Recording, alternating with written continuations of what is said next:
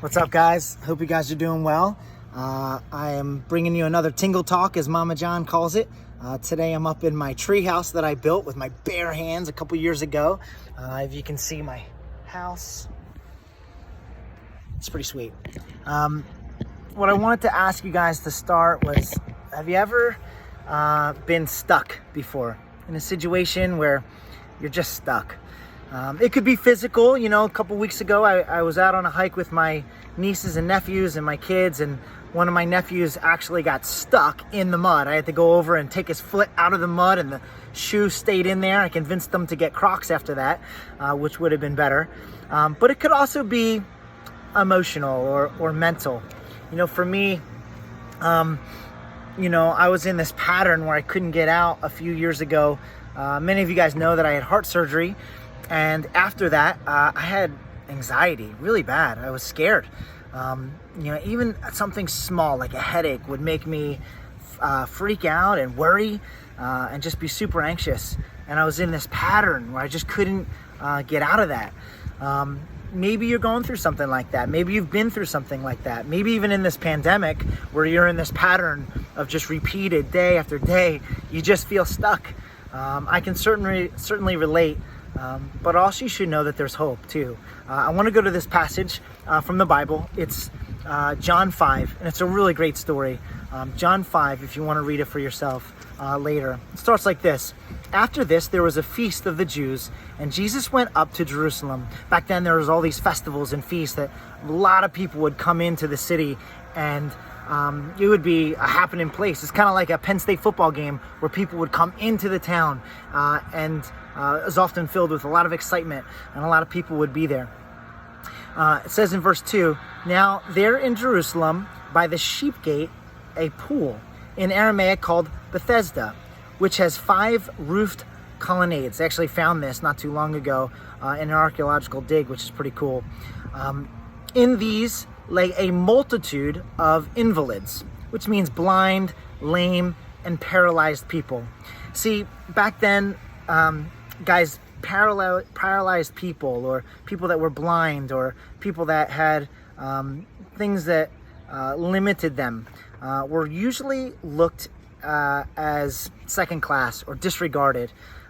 They were usually left to beg for themselves. Now, for me, my dad was handicapped his entire life, and I imagine what life would have been like for him back then. See, he had polio, and he was always on crutches his entire life. What would it have been like for him? And it's crazy, but usually they were just left to beg by themselves. But they would gather or placed at this one gate outside the city. There were 5 gates around Jerusalem, but there's one gate. There was this pool there, and they believed that this pool would be stirred by an angel, and the first one in after it was stirred would be healed.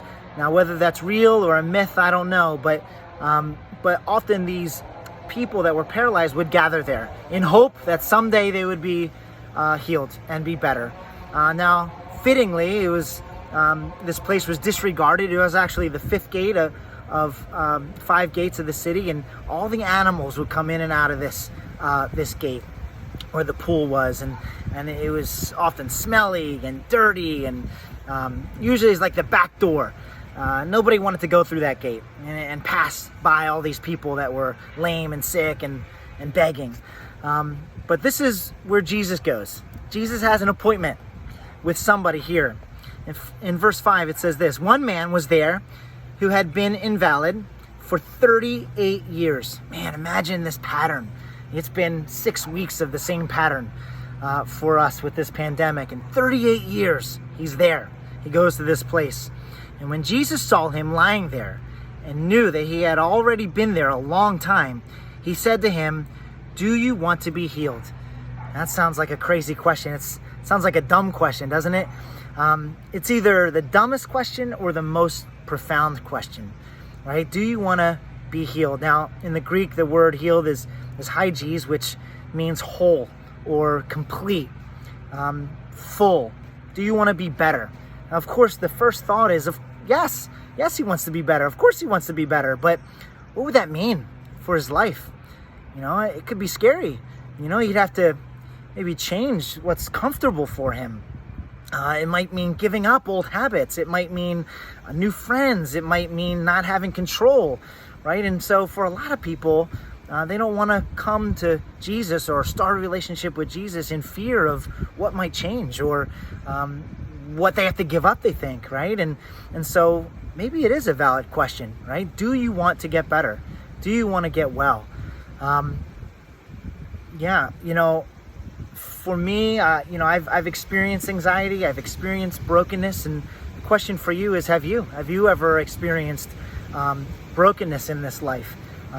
Emptiness, loneliness. Usually isn't until we've experienced that that we can fully grasp or understand what Jesus is offering. Maybe you haven't. Maybe what you're going to for life right now is working, right?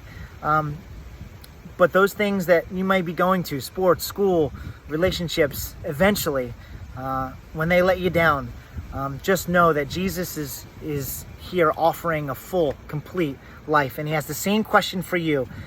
Do you want to be well? Do you want to be whole? Do you want to get better?